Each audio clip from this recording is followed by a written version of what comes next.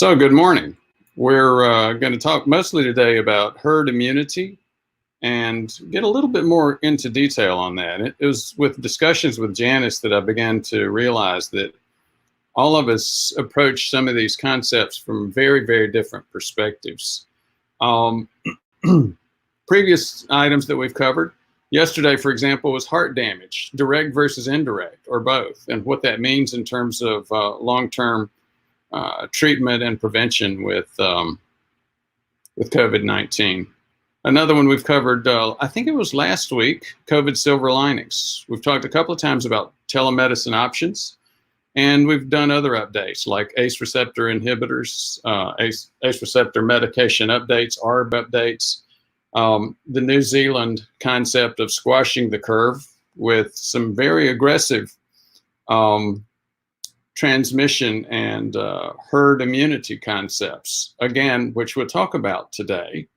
In New Zealand, they're squashing the curve with 4 weeks of lockdown, including no hunting in the bush, massive public response to a call-in or call-in of those that are not following lockdown. We'll start with a couple of videos that have gone viral, pardon the pun. But first, Carl, why don't you give us our intro?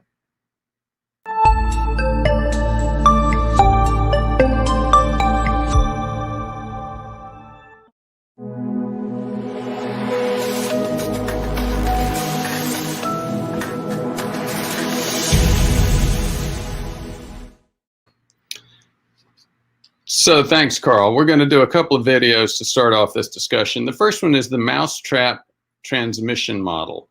It was developed by the Ohio State University and again went viral. It's been picked up by a lot of news stations as well as the WHO. Carl, you want to show that one?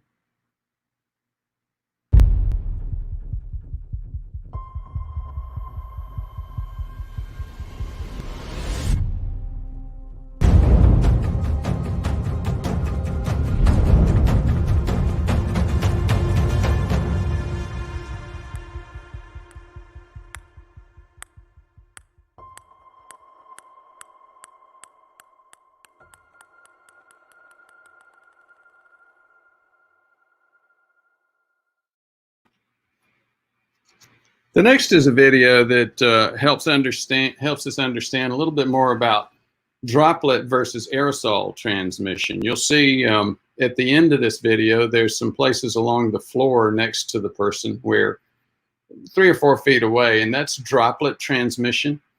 The other part, though, is aerosol transmission, where the person was exposed to the virus over in the other aisle. I'm talking about grocery stores and somebody coughing in the next aisle. This was a mathematical model. Carl, you want to show that video next?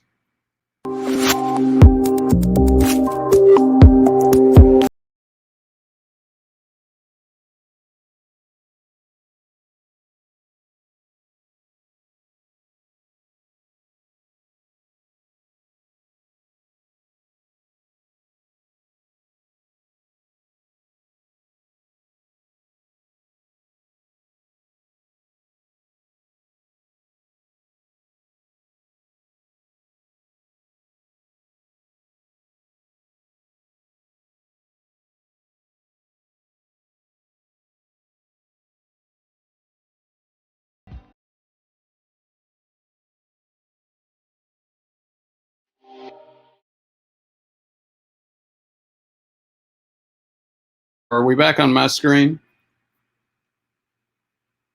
Carl? Yes, Doc. Thanks. Are we back? We're back on my screen? Yeah. Okay, so we're going to do our Q&A a little bit differently this time. It's a little bit disorienting for some folks to for questions to just come out of left field. We'll do that, but before we do that, we'll cover a few questions while Janice is still here. She's going to leave early, and I'll cover a few of the left field questions. But we want to start off with about 10 minutes of Q&A after our discussion. And that Q&A should focus on things like, okay, who's in your herd? What decisions are you making for seeing extended family, like when you're seeing your grandkids or in-laws, things like that? What's the difference between disease and vaccine? Because these next couple of questions start getting into some understanding some of the concepts that we've raised today with these two videos, and we'll raise with this next couple of slides. For example, let's start thinking about that R0, that reproductive index. What's the difference in the reproductive index, having the disease versus having the vaccine? Both ways you've got the antibody, right? Distancing versus vaccine. Medication versus antibody. Supplements versus antibody. Ventilators in hospitals versus antibody. So again, as we start thinking about all the different ways that this can be transmitted, and more importantly, all the different ways that we can slow down transmission to others, these are some of the things that we need to think about. Do supplements slow down transmission? Well, you could argue maybe both sides of that. Medications clearly don't. Distancing clearly slows down that. And herd immunity, yes, that slows it down as well. So, you want to take the first slide? Yes, so today I wanted to portray more of a graphic images of what herd immunity is. We've heard this in the news, we've talked about it ourselves, but the more you think about the concept, the more complicated it can get when you start asking questions about it. So these images I found on Harvard Health. And so in this case, these are pictures of vaccination. Vaccination protects you from disease. So in the middle, in the gray area, you see the herd, and you see more of the dark blue vaccinated circles than the light blue unvaccinated. And then this herd immunity also protects, well, it protects unvaccinated people in your community. On the perimeter, and I think this is kind of like the final picture that we're starting with, you see a lot of sick people around the perimeter, but we'll talk about how this all interacts in the next few slides. Before we do, just a question on this. Why are you talking about vaccines? There is no vaccine for COVID. Right. So to translate that to what we're going through right now with COVID-19 is we will assume that the vaccinated are the people that have had COVID, have survived, and have the antibody. We don't have a current vaccine. If that becomes available, that would also apply.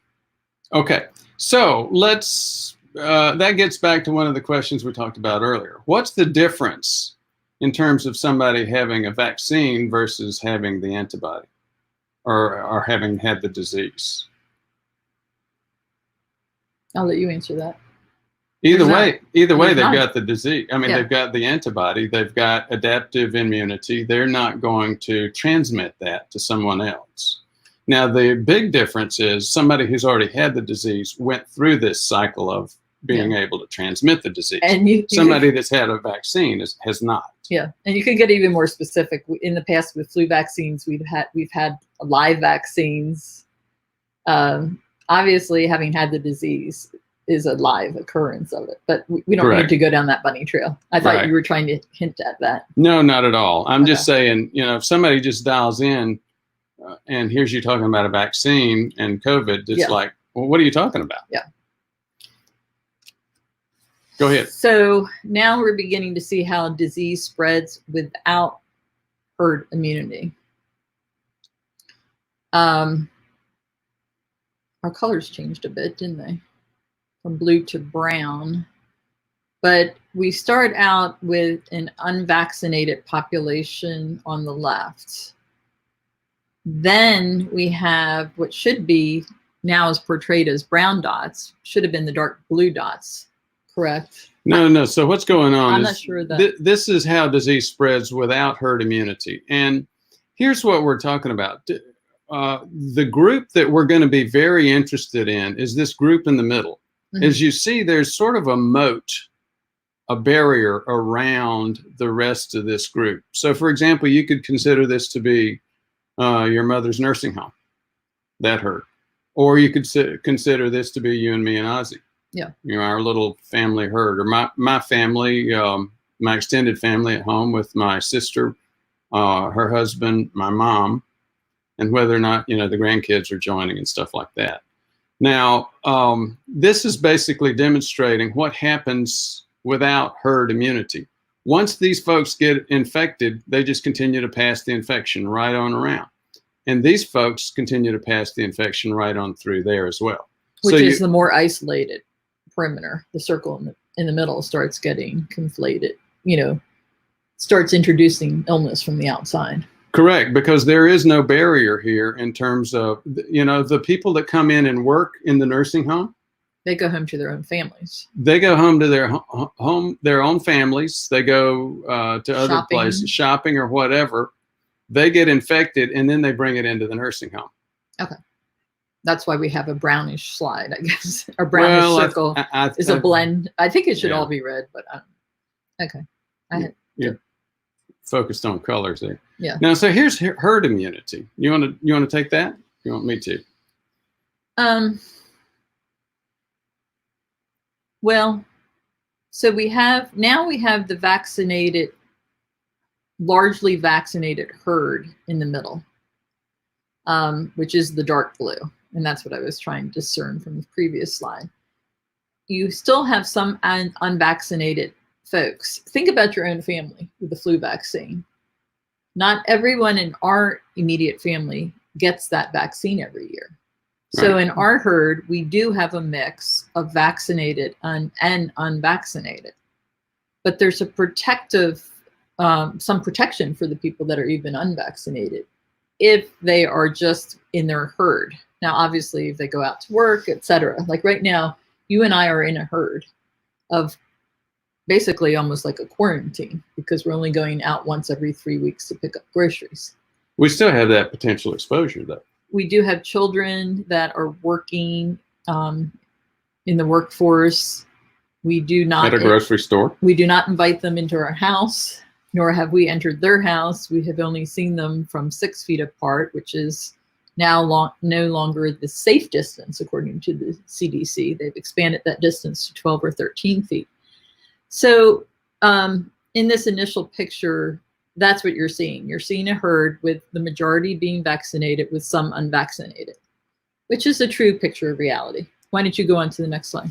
Well, before we do, let me just make a couple of other comments. Let's go back to that original concept. The herd that we're talking about is this group in the middle. Consider that a family unit or a nursing home, a herd, a group of people. Or workplace. Or workforce. Now, again, with each herd, we've got some potential ways of exposure to the rest of the outside world.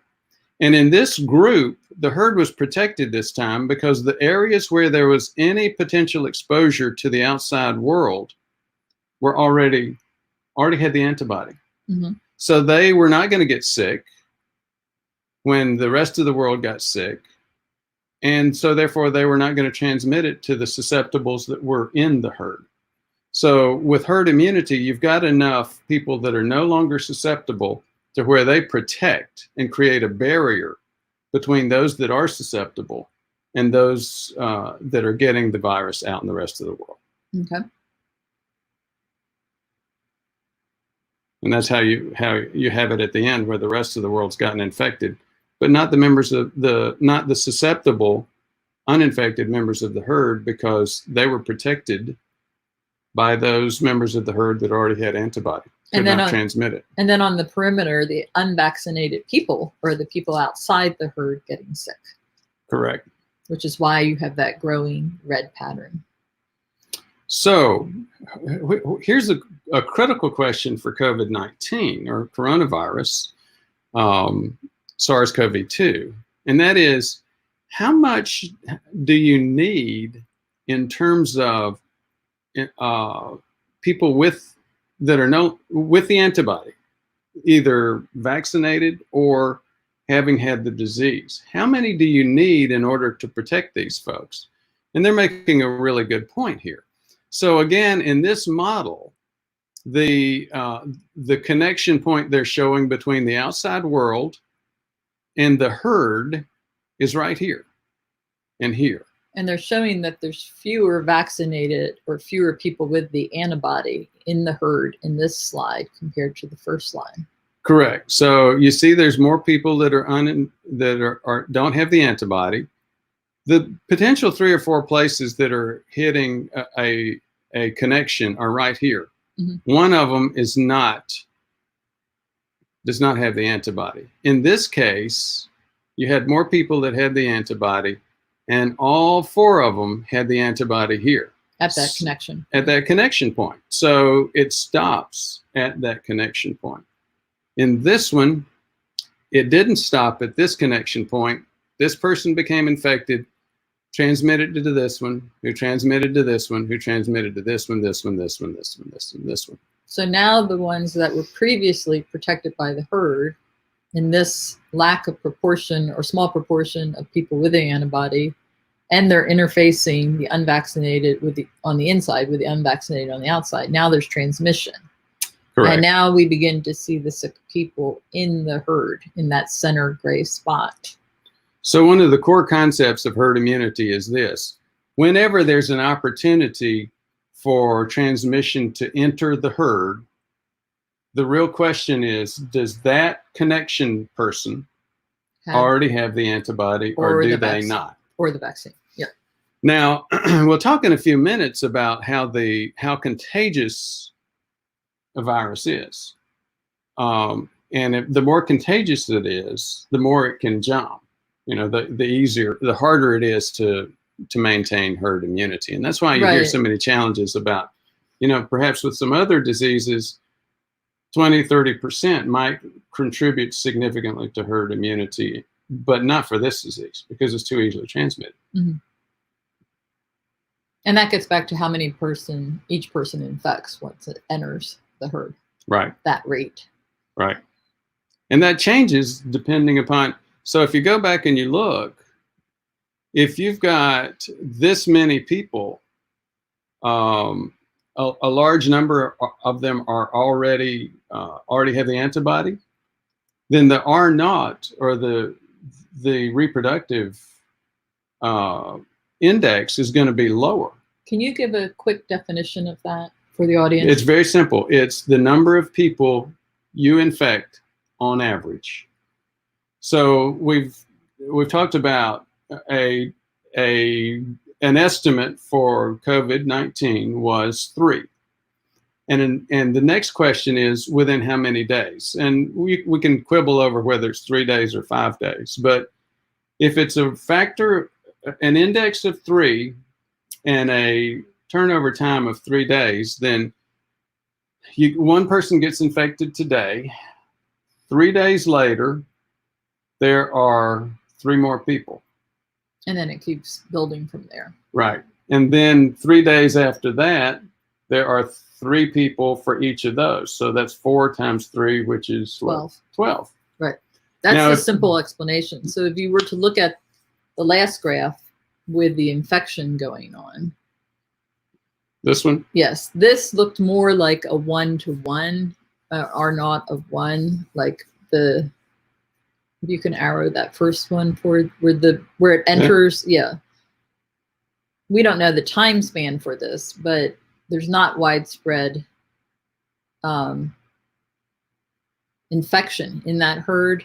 So it looks like maybe that one infected one person and that one person infected the next one. Otherwise, if it had a quick reproductive rate, you would probably get to this faster, this last picture faster. And we don't know what the rate is. We don't know if it was 2 days or 3 days. But we do know with COVID-19, it's very infectious. 3 to 5 days. Yeah. And again, 3 to 5 people. And again, so yes, and it's an average. So your point was, in this first one only infected 1 person, but this person infected 1. Right. And then the next person looks like they infected 4. So maybe. So you draw the average of 4 and 1 and 1, and then it's clearly more than 1. Right. For the reproductive index. A lot of discussion, obviously, about herd immunity, and you've heard multiple times. Again, pardon me for even I won't even name the name, but somebody who's been very involved and gotten a lot of press on this has said, in fact, multiple people have said, it's going to have to be more like a herd immunity of 50% to start slowing down to get this controllable. Right. Well, 50% on infection rate for this before a vaccine. Before there's a vaccine, 50% means in the U.S., 150 million people becoming infected with this before we start seeing significant herd immunity. Right. Any comments from trained public health person? You think that's realistic? You think it's unrealistic? Well, I was going to say one way this plays out in what we're seeing in our own states is like yesterday, for the first time, we had no deaths here in Kentucky. Now, some people might jump to the conclusion that it's already flattening out, but you explained that a little bit yesterday. Do you want to take that on? I don't remember. Well, we're not having, okay, it showed a drop in one day of number of new cases and 0 deaths. Does that mean that that graph is on the downward trend at this point? That's what I want you to address. Oh, that's a really good point. Because this all bears on whether the economy should open up, which we're going to touch on next week. So let's have your input on that. Obviously, there's a huge amount. Not about the economy, but on this trend. There's a huge debate right now. As we started to see some decrease or some slowing in the increase in some places like New York, and maybe even a decrease in a couple of other places, you start to get the perception that, okay, maybe we have started slowing this transmission down.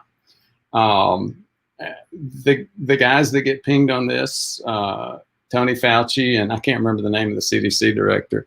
I mean, both of them are saying the same thing, and I think most of us would agree. New York's not at the same place in this epidemic as Kentucky. Mm-hmm. So number one, it's going to vary quite a bit by geography. Now, once you get involved, once you start looking at that geographic difference in timing, then there's some simple issues. Once you start coming back down, you start realizing, okay, we have slowed down that level of transmission, that outbreak. But again, you got to go back to this this herd immunity thing. Do we have herd immunity? Is it going to crank back up? Are we going to see round 2 or not? We don't know. And there, even within communities, like Westchester was the first in New York to have that little epicenter in Westchester. And a lot of people had it that had contact with that first person. Right. I don't know if he had traveled with. Now, they may have a much higher antibody in that little small group. But that's not like all of New York. So even within groups, there's subgroups of early transmission. And I guess what we're saying is you can't jump with seeing a one-day trend of decreased incidences that we are coming back from this. And we can make policy around that. Because even within a state, there's all different rates of transmission. Well, it all gets back to that theme and theory that you heard over and over again at Hopkins, and that is it's all denominator medicine. And the group you talked about, that was a synagogue. There are churches in South Korea where this virus got amplified dramatically. So that specific denominator, in that case, that place of worship, that synagogue, that church, they may have developed some herd immunity within that population, right? But not within the whole country, or in their state, Okay. Well, so let's get again. This starts to raise this whole issue where it's becoming a political battle. You've got regional governors binding together and saying, "We're going to have this decision made on science, not on politics," and then the president saying, "No, this is a political decision. We're going to go ahead and crank up." Or pure economics, or this is an economic issue, and you're seeing tons of this debate going on. And again, the missing link here is testing. Without full-blown testing, which they did do in other countries. They knew who had the antibody. Right. We have no information. We're trying to gaze into a crystal ball. And until we have, and until we know, see, that's part of the problem. To get back to your point, the point you're bringing up, we don't know who's dark blue and light blue. We just know who's been sick. And we just know who's been sick. And so until we know who's Only dark the sick blue people and have been light tested. blue. Right. Yeah. And right now, that's what? Not even 0.1%. It's so small. It's clearly not enough to create any kind of herd immunity, no matter how contagious or infectious. We just don't have the data. Is. So until we start developing reliable, available access to testing, we're flying blind in terms of this concern. We're not blind in terms of knowing we don't have herd immunity. That is not out there yet. Oh. Have you heard about the Swedish experiment? I saw that briefly. Well, basically they're saying, I'm not showing the video, but basically they're tending more to say, look, you know what, continue to go to school. We're not closing anything. We're just going to walk through this and develop herd immunity. Mm-hmm. Interesting concept. Yeah, that is. Okay, so back to the questions. We said we were going to spend about 5 to 10 minutes while Janice was still here going through your answers to these questions. Who's in your herd? What decisions are you making for seeing extended family? What's the difference between having the disease and the vaccine in terms of herd immunity? The disease and the vaccine, distancing versus vaccine, medication versus antibody. Again, all of these are different concepts that impact slowing that transmission. Does medication slow down the transmission? No. No, medication is after you've already gotten the disease. You're sick. You've already started spreading this long before you were sick. Well, we don't even know what medication works. There's different trials going on. Well, I mean, and that's my point. We're so focused on what medications work, whether or not ventilators make it worse or better. Right. And in terms of this issue, trying to deal with, you ask for whom the bell tolls, it tolls for you, for all of us. In other words, this is a herd issue, whether we want to deal with it or not, or acknowledge that or not. Treatments are not going to impact this. The biggest thing that we're focusing on, and we can move to the chat room, is what choices are you making to protect your herd? How are you doing this in regards to seeing extended family? A lot of people out there want to see their grandchildren or relatives they don't live with. How are you choosing to protect yourself? What choices are you making about going out in the public to shop? So I think that's, we're going to choose those questions out of this, and then later on address the other ones regarding vitamins, supplements. So we are looking for those answers. Okay. Keeps going down. Let's clear this one out. And Dave Murphy, good morning to your daughter as well. Oh, well, great. So if you keep scanning, I'll look for those. We saw our daughter this Easter. You want to tell them how we did that? Via Skype. Via Skype. We maintained distancing. So she couldn't transfer to us. We couldn't transfer to her. She's in Santiago, for those of you who don't know. Bart Robinson, good morning. Hope all is well. Dave Murphy, thank you so much. Thanks, Doc, for keeping us updated and informed. Thank you again for your contribution to help us get that information out there. Alan Cruz, super sticker. Thank you again. I appreciate the, helping us make this information available to folks. Fergus Courtney, high doses of vitamin C being suggested to help limit the effects of the virus if infected, and also something called serapeptase, proteolytic enzyme being suggested to clear severe mucus in the lungs. So we brought that up. Supplements is a big deal. Everybody, so many people are are focused on supplements. What does supplements have to do with decreasing transmission? Not a whole lot. Not a whole lot. They're more like treatments. And again, supplements and treatments are important, but in terms of actually protecting us from transmission and prevention, maybe it helps decrease, maybe it helps your immune system so that you're not as likely to get a significant, severe infection, but it's not going to slow down transmission. Dave Murphy, I don't know about COVID, but I've had good results with several peptides replacing my allergy meds. Would getting plasma from someone who's recovered the same be the same as having recovered yourself? That's a good question. You want to? I'll let you answer that. Okay, so when we're giving, yes and no. Here's the thing. I don't see them giving us antibody. Let me give you an example. I think, is it rabies that we do this with? Giving someone antibody from folks that have had the infection is a treatment. It's rarely, if ever, given as a vaccine itself, because we clear the, if we get antibodies injected into us, we clear those antibodies within a matter of weeks to even days. So it's not going to help us to get someone else's antibody.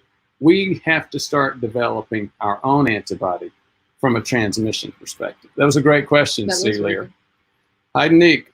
Hi, Mr. and Mrs. Brewer. Well, Janice goes by Derrickson. But thank you. Hello, good to see you. Are totally asymptomatic people perpetually contagious, or they quickly kill their virus and of little danger to others? You want to go for that one, or you want me to? Well, if they're asymptomatic, they have the virus.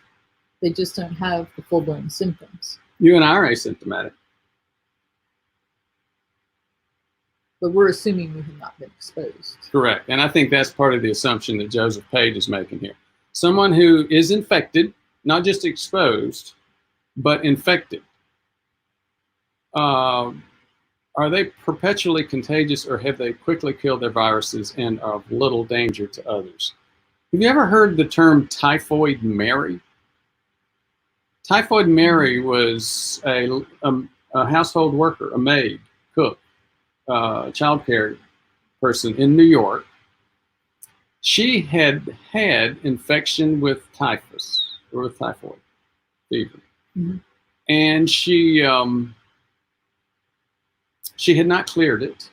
She had not developed a complete and appropriate antibody, so she was still continually shedding that, what is it, Clostridium typhi? The bacteria. Yeah. So she could, because of that, a lot of her, the kids in the families that she worked with, and adults both, died. It came down with the infection. So that's where this concern comes from. And it also, you hear this more recently, even in this epidemic, labeled as a, quote, super spreader, end quote. Now, here's the question. How big is super spreader concept for this one? We don't really know yet. A few weeks ago, we thought super spreaders were a really big deal. Now, I'm not so sure. You're not hearing or seeing a whole lot about it. Now, here's another point. When you put totally asymptomatic in quotes, it sort of hits me that you're implying that if somebody doesn't have if they have no symptoms at all, then they really never got infected. The reality is that most of the Typhoid Mary types, most of the super spreaders, have had some symptoms at one point in time or another. Mm-hmm. At least with other disease. We don't know enough about this disease to know for sure. But again, you'll typically see that maybe they had enough symptoms to think they had a cold or something. So I don't really think that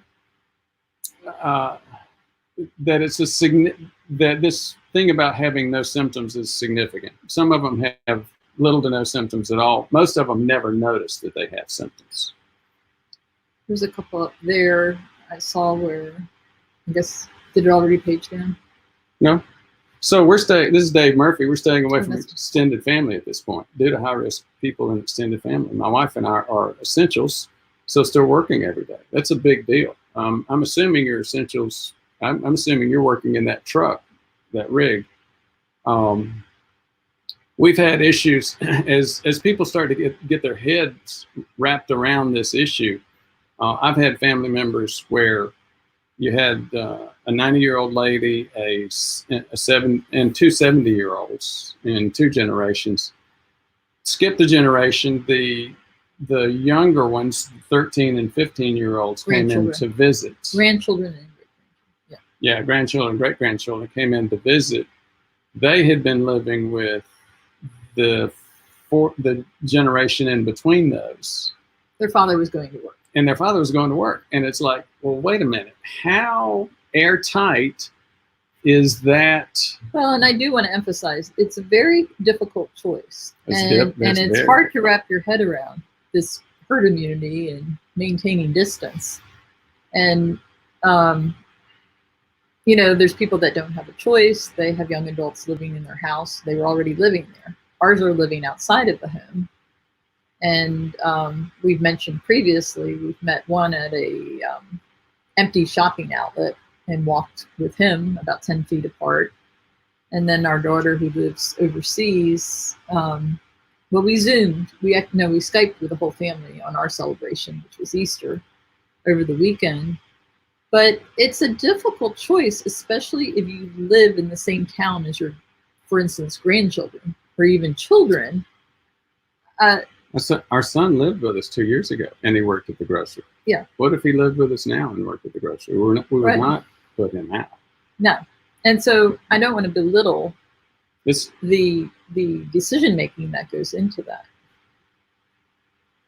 147 degrees west. She's in Alaska, by the way. Good to talk to. Good to hear from you, Barb. Hide and eat. We just stay home. I have a big yard. My son and I are clearing to put a garden in this year. That's a good project to be working on right now. Kevin McCord. Dr. McCord's a preventive medicine doc just south of Cincinnati. We've been staying on the ranch, avoiding contact out in public. We've minimized outdoor contact with others, always maintain physical distancing, observing the Kentucky Health at Home campaign. Any comments about health at home, Janice, or healthy at home? Well, that's what our governor put into place. And, you know, each week things have tightened up. You know, from closing non-essentials, closing the malls weeks ago, to closing the parks, tighter and tight, you know, closing the schools for the school year. So they originally started calling it social distancing, and then they recognized, and they got a lot of pushback, we're trying to increase our social interaction or maintain it as much as possible, but we just don't, we want the physical distance. And so they wanted a positive term on that, and that's what they got, healthy at home. I think it's a great term. Okay. James Cantor, why did we call the title of the video Mousetrap? Well, that's not the title that we gave it. We didn't come up with the video, Ohio State did, and they called it Mousetrap. I think we should go back. I think we should go back to that video. Maybe even show it again. Okay. Let me see if. Because I don't think everyone was there in the beginning. Okay. Can you see that, Carl? Carl, are you there? Yeah. Do you want me to show the video or you? Yes, please. I'll show it. Okay, there we go. See, these are mouse traps, James. Those are mouse traps popping up into the air. Each of those is a mouse trap with a ping pong ball in it. Still going.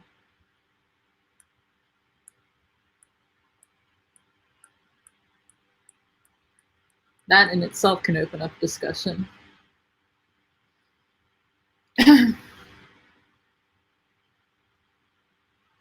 So James, back to your point, those were, the mechanism there was golf balls sitting on top of a mouse trap. Ping pong. Ping pong balls sitting on top of a mouse trap. That's why it was called that. Now, you said that brought up a couple of comments. It was some of the comments we discussed yesterday. You want to bring that up? Well, you know, the obvious thing they were showing was the effect of physical distancing. Right. But with the first one where there was no distance, it was a rapid pace that all these ping pong balls went up in the air. Right. They interacted with each other very quickly, got a little vibration, and they all went up. The question is the methodology. They threw one ping pong ball into the midst. Is that one ping pong ball our infected person and the rest are uninfected, and then they explode? But what we're living through right now are many ping pong balls being thrown onto the mousetraps. I mean, that's one thing I noticed. That makes it a little harder for physical distancing. Well, you even have to, you really just need to quarantine. Yeah. It's unavoidable.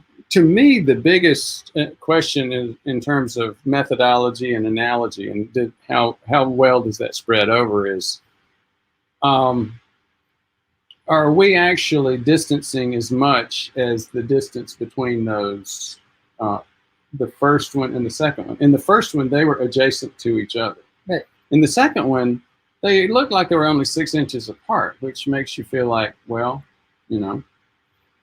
that's not that far apart. But the reality is... Well, they're ping pong balls. They're not human beings. Yeah, they're ping pong balls and mousetraps. And there was a significant amount of space between those. It's probably more than 6 feet if you translate it to humans. Yeah, probably. That was part of my point. The other part of my point, though, I think is actually more analogous than the Harvard slides. And that is, when you saw that ping pong ball bounce through on the second round, it clearly still could have hit.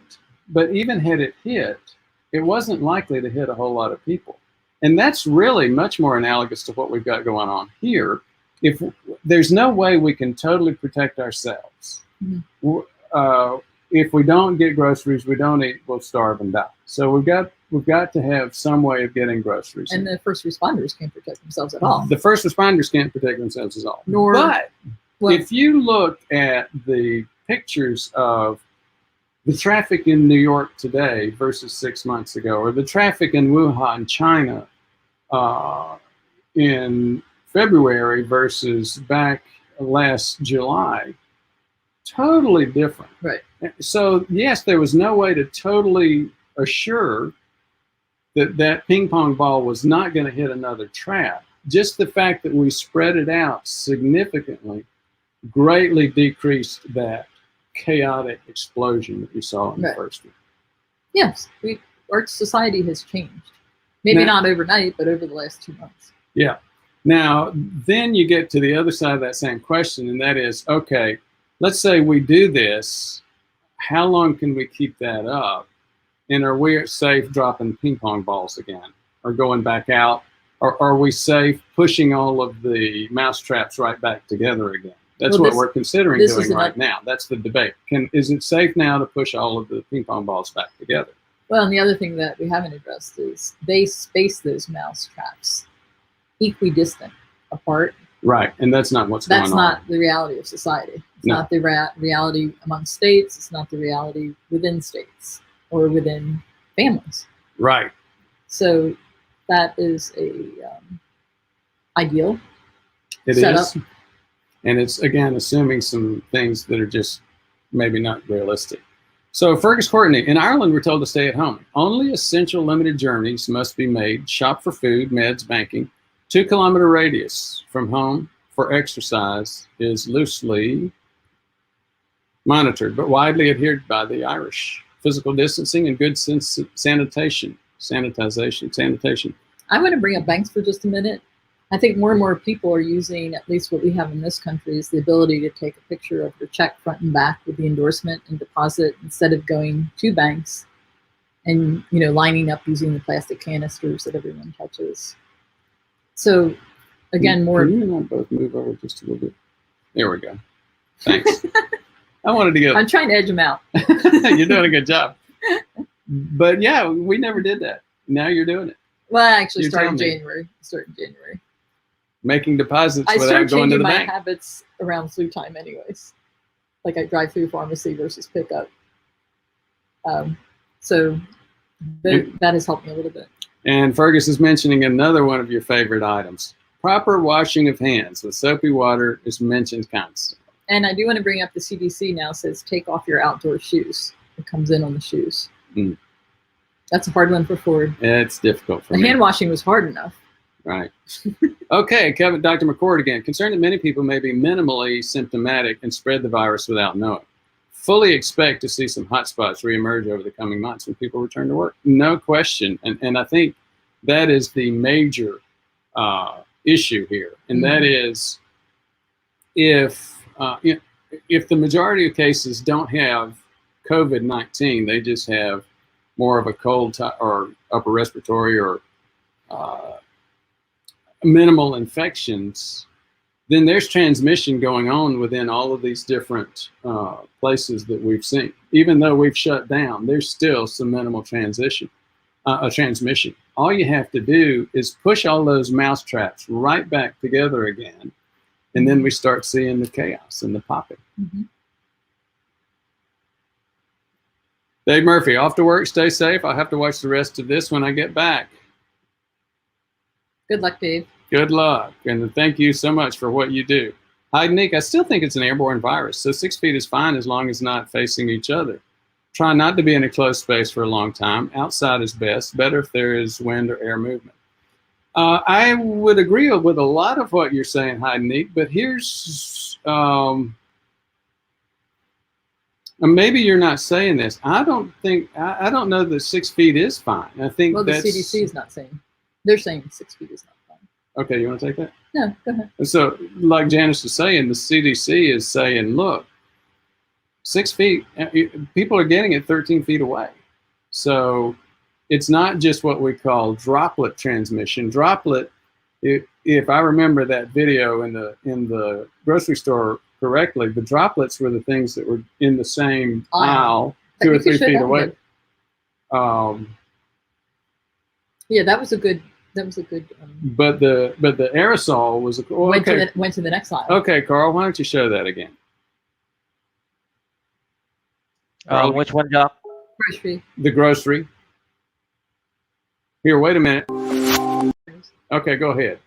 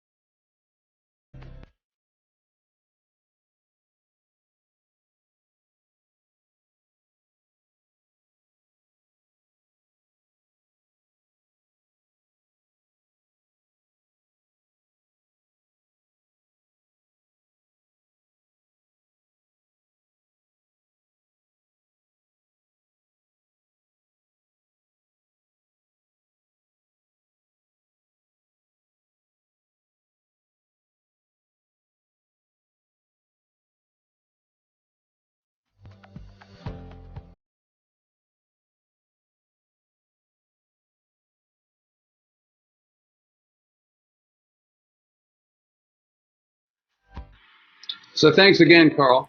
And as you see, Janice left, but it was a good idea to go back and show that again. I haven't reviewed the background on that video well enough to know this for sure, but what struck me was it appeared that the blue was what we call droplets and the green was aerosol. Aerosol can travel throughout the air. It doesn't settle out so much. Droplets, on the other hand, are much larger. Usually particle or water attached to water particles, and they hit the floor. They'll also land on the cans of groceries, you know, the milk carton, the outsides of the cartons, things like that. So we have, okay, gosh, let me see if I can find this now. Sorry if I've jumped your comments. Okay. Ryder Anderson, good morning, Dr. Brewer. At 73, I have 2 pneumonia vaccines, 10 years apart. Do they help if the virus attacks me? Never had pneumonia, no meds, and in good shape. 300 plus hours exercise yearly. Big fan. Well, thank you, Ryder, Mr. Anderson. How much will it protect you? I don't think we know enough yet regarding the combination of this specific virus and the pneumonia vaccine. My guess is it probably will, because as we saw before, and we've seen multiple times, even if you have relatively few symptoms associated with COVID-19 or SARS-CoV-2, you still tend to show what we call a ground glass X-ray, chest X-ray, which means you're still getting inflammation in your lungs, down in the lower airways, the alveoli, the air pockets. Now, that is a significant setup for pneumonia, especially for 70-year-olds, so 60 and above. So, yes, I think it's likely to help, but again, we don't know enough about it to have significant scientific evidence. I'm clearly keeping mine. Karen, and we're recommending it. Karen Black, a 51-year-old woman who had face shingles in March. Do you think I'm more susceptible to get COVID-19? Here's the question. Shingles, as you know, is related to a very specific type of immunity breaking down as we get older. It's from a childhood virus. Instead of totally eradicating that virus in our body, that virus gets beaten back into what we call the nerve ganglia. And as we get through episodes, maybe under stress, for example, that virus can replicate and go back out. That's why you tend to see it in, like, along the face, just one area, it's called a dermatome, where that nerve supplies it. It grows back out that nerve sheath. Now, the question is that specific decrease in immunity going to be the same that impacts SARS-CoV-2? And I don't know the answer to that. If I knew a little bit more, I might be able to make a guess, but even then it would be a guess because, again, we don't know. It's a good question. Just another point about that. As you know, there are a whole bunch of different components to the immune system. One is adaptive, where you've adapted and developed an antibody specific to an offending agent. Another is just, I forgot the term, I think maybe resistive. In other words, it's our body's way of fighting off any intrusion of a new invader at all. So again, two very different types. Then you have what's called cellular, which would be T cells and immune cells that actually attack things. That's a lot of what you see in cardiovascular inflammation, inflammation in the arteries, attacking plaque. The other type besides cellular is antibody, where we make little antibodies, little proteins, which attach to the outside of that offending agent, that invader. 147 degrees west. Did you get a chance to look at the code CD14 research showing COVID-19 hijacking leukocytes? I saw a little bit of it. I appreciate you sending that to me. I don't know enough about it to voice an opinion yet. Part of the problem, part of what you're talking about, or what 147 is talking about, is there's some potential and some people thinking that this may be hijacking some of our immune cells. The leukocytes are one of those groups of immune cells.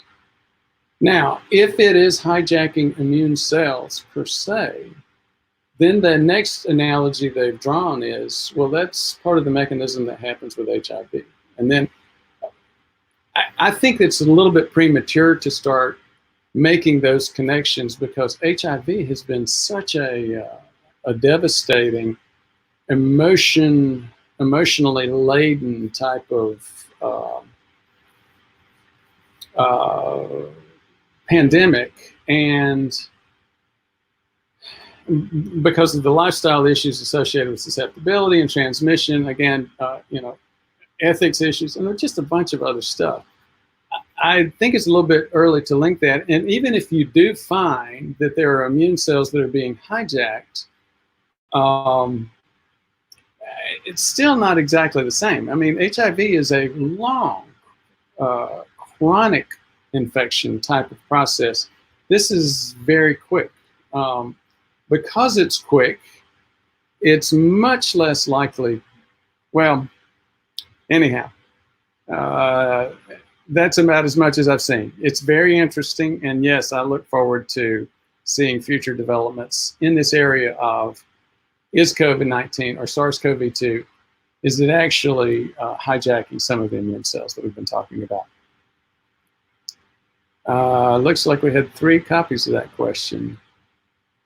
4 copies. Nick Christopherson, you guys are talking about people social distance helping.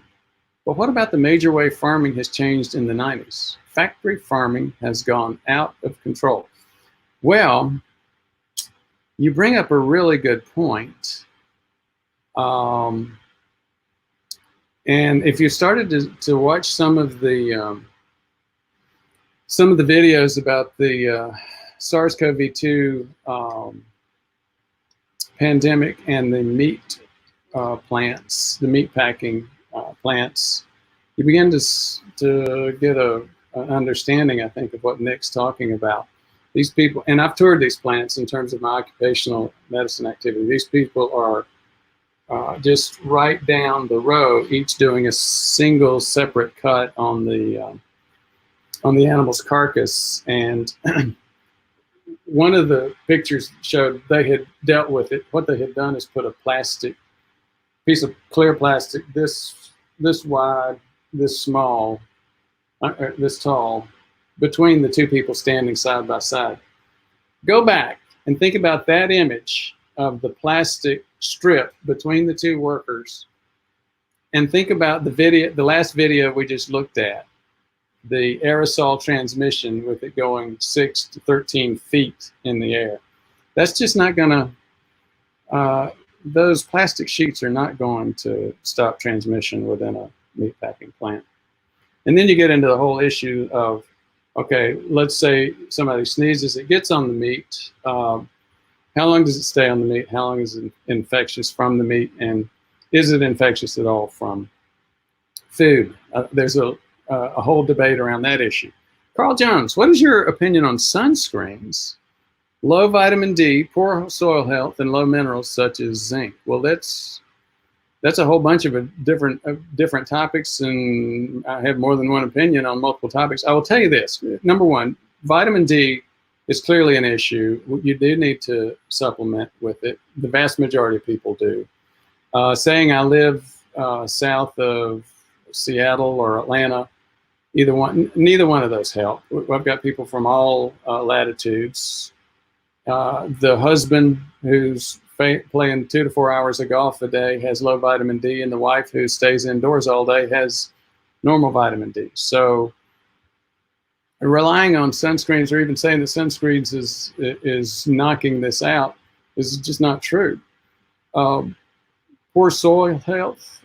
Poor soil is a big issue for magnesium. I haven't studied the impact of soil health on things like zinc, but again, I have no doubt. I mean, people as conservative as the CDC have acknowledged that most of us have magnesium deficiencies, and a lot of it's due to the soil. Would we say the same thing about zinc? I don't know the answer to that, but I wouldn't be surprised. Joe Riley, Z50, Z6, in the grocery store situation, do aerosol particles attach to our clothes where they could be transferred by our hands to our face? That's a really good question. You clearly wonder about that. I haven't seen it documented yet, but that's one of the perceptions. And that's what Janice was talking about with CDC now saying, take your shoes off. Janice, when we go out to take a walk outdoors, she changes her clothes. She does a complete change of clothes, and just to go out to walk 1 mile and then come back. And as you can see, she's pushing me to do that, and I'm hesitant and a little bit grumpy about it. Carl Jones, Nick C. Indonesia and the U.S. government was engineering H5N1, so they stopped sharing their H5N1 samples. Oh, Indonesia said the U.S. government was engineering. China calls this virus the devil. which means white devil or foreign devil. Carl Jones, it contaminates everything with every varying degree of survivability. I think that there is truth to that. I think the issue is there are clearly varying degrees of survivability, whether it's on a piece of plastic, whether it's on a piece of metal, whether it's on a piece of clothing. And the transmissibility from each of those, again, is a very, very different thing. Heidenique, thank you for your time. Thank you for your time, Heidenique, and for the others as well. Appreciate your interest, and we will see you tomorrow.